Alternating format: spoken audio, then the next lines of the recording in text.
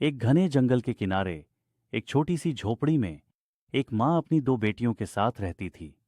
उसका जीवन कठिनाइयों से भरा हुआ था, लेकिन उसने कभी हार नहीं मानी। वह नारियल तेल बेचकर अपना और अपनी बेटियों का गुजारा करती थी।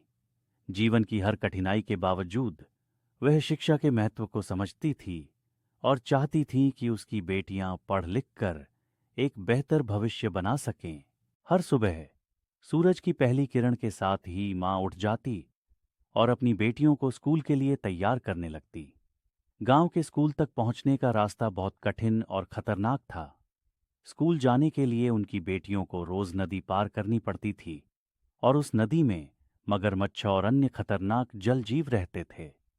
नदी के किनारे एक पुरानी और जर्जर नाव थी, जिसे देखकर ही डर लगता था।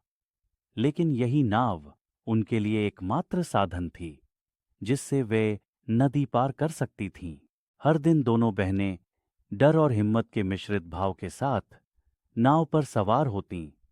कभी कभी नदी की लहरें बहुत तेज हो जातीं और नाव डगमगाने लगती, लेकिन वे एक दूसरे का हाथ पकड़कर हिम्मत से आगे बढ़तीं। माँ भी दूर से खड़ी होकर मन ही मन प्रार्थना करती कि तो कभी पेड़ों के पीछे किसी जंगली जानवर की हलचल महसूस होती। हालांकि गांव के कई और बच्चे भी इसी रास्ते से स्कूल जाते थे। उन्हीं में से एक था राजू, जो अपनी माँ और पिता के साथ रहता था। उसके माता पिता भी शिक्षा के महत्व को समझते थे और उसे पढ़ने के लिए भेजते थे, चाहे रास्ता कितना भी खतरनाक क्यों न हो। राजू का घर जंगल के भीतर था, इसलिए उसे अकेले ही स्कूल जाना पड़ता था। जब वह जंगल के रास्ते से गुजरता तो उसके कदम तेज हो जाते।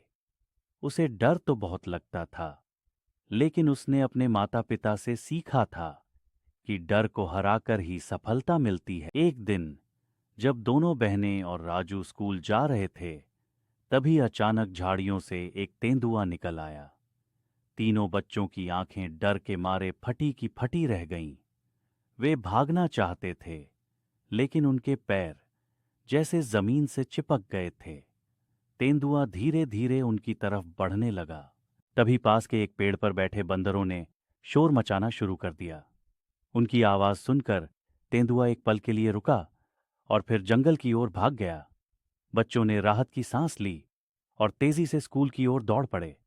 जब वे स्कूल पहुंचे तो उनकी आंखों में डर और चेहरे पर पसीना था। राजू ने हिम्मत जुटाकर पूरी घटना सुनाई। शिक्षक ने उन्हें शाबाशी दी और कहा, शिक्षा के लिए तुम्हारी यह हिम्मत काबिले तारीफ है। तुम्हारे माता पिता ने सही कहा है कि शिक्षा ही तुम्हें एक उज्जवल भविष्य दे सकती है। तुम लोग बहादुर हो और तुम्हारी मेहनत एक दिन जरूर रंग लाएगी।